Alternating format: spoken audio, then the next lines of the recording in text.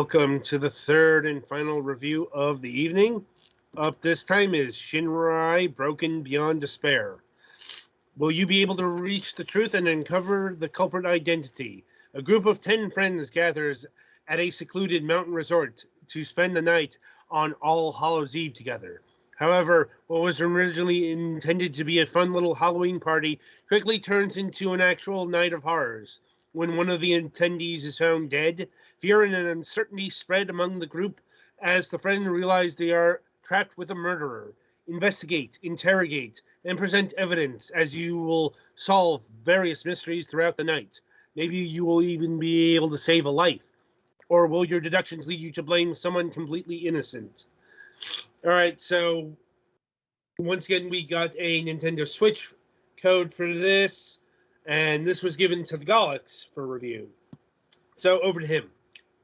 So yeah, my immediate impression from the description of the game and the art style is that this is definitely the style they're aiming for is basically Danganronpa, although this is a straight up visual novel / minor adventure game.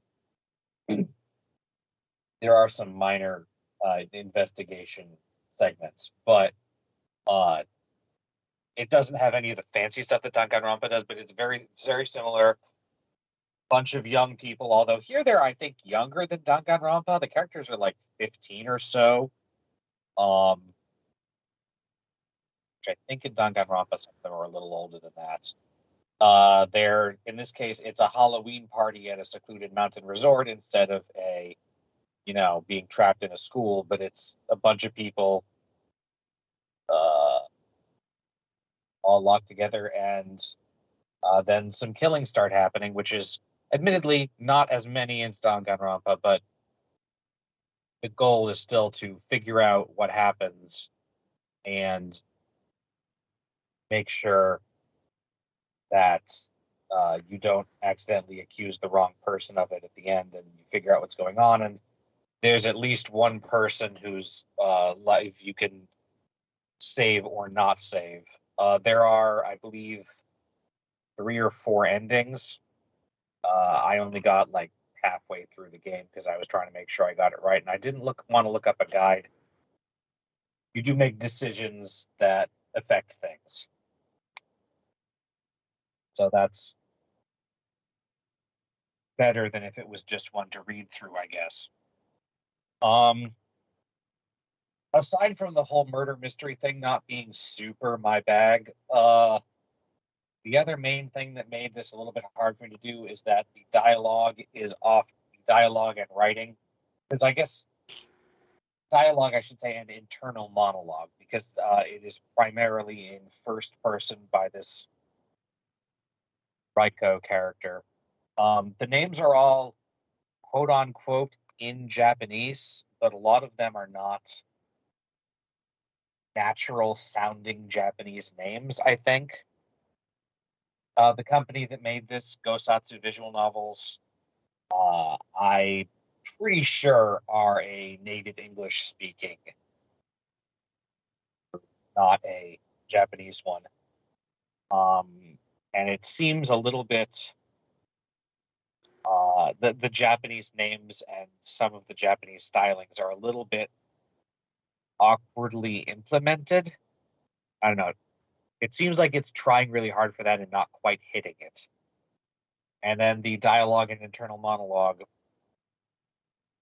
I mean, to be fair, you're writing this from the perspective of a somewhat emotionally repressed 15-year-old school girl with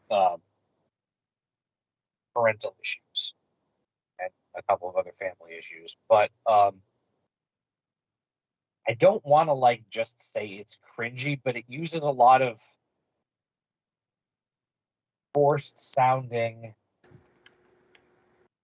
sometimes unnatural sounding colloquialisms and stuff. And it's just a little bit awkward for me to read. I'm sure this is somewhat intended, but I'm not sure it's all intended because several of the characters are specifically supposed to be cringy, especially the parents at the beginning. But then, like, some of the other characters that aren't really supposed to be still kind of come across as a little bit cringy. And for someone who's supposed to be level-headed, Raiko uses some odd turns of phrase, which it's funny, but when it's a little bit more serious, sometimes it's a little bit hard to take seriously, you know?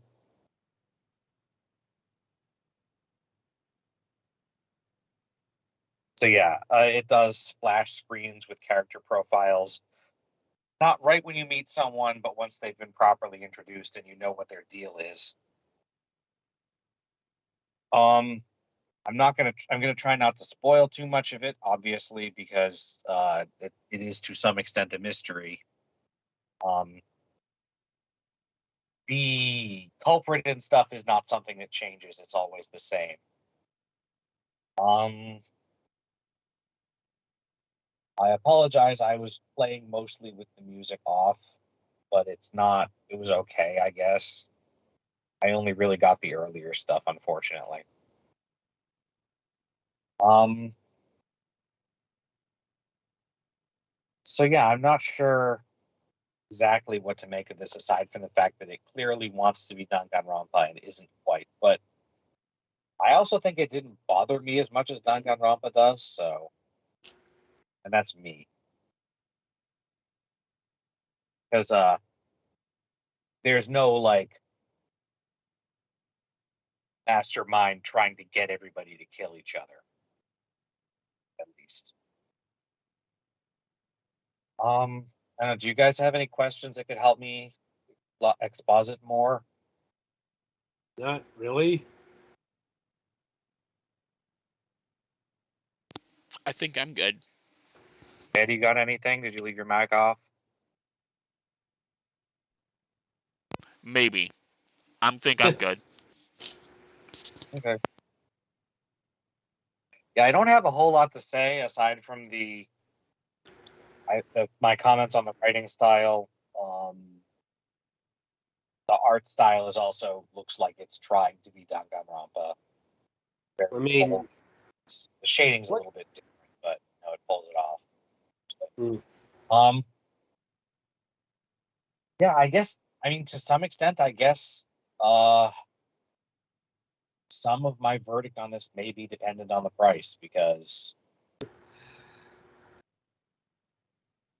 there's Well, an amount I'd be willing to pay for this because it definitely seems kind of like budget Danganronpa. budget is right. This clocks in at $14.99. Okay, yeah, that's fine if you're into like a murder mystery visual novel. It's that's a reasonable price. I will warn you that if you know Japanese and know like names and stuff, like what actual Japanese names sound like, some of the names may give you physical pain. Uh, and admittedly, that's probably also partially attempting to imitate Danganronpa, which has some wacky character names and gimmicks. There's a guy called Gundam for no reason because his parents thought it sounded cool, I think. So, you know, but to me, that's a little bit, it feels like they were a little bit indelicate with the choices sometimes, especially with what names sound like male names and female names. I don't know. And I could be wrong about that. My Japanese isn't like perfect, but it does come off a little bit. Uh-huh. So that's about all I got without going into too much detail. Sometimes that's where things lie. Mm-hmm. Again, as a visual novel from Radalaika, at least it's not totally mediocre and Mm. unremarkable like a lot of their platformers are incredibly hard to say anything about, but at least this has a thing that it's going for, you know? Mm-hmm. All right, then. So that'll about do it for Shinrai here. And that'll do it for the review session. Apologies for some of the delays. Or rather, Petty's been having some technical problems with this capture card. So hopefully that will get ironed out, or isn't as extensive. Anyway, so the week ahead. Let's see. On Wednesday, January 5th, we are supposed to have David Brevik of Skystone Games, but having on confirmation on that because holidays. Hopefully I'll hear back from them in the next couple of days. In fact, I just heard from Friday's guest, Aaron Wise of TBF Games, just today. So we will be having a Friday show this week, and we'll be talking about They Look Like People, which is, if nothing else, an interesting game. One of these very avant-garde deals. A psychological story set within a Kubrickian world. So look for that on Friday, and until next time, I shall wish you good gaming.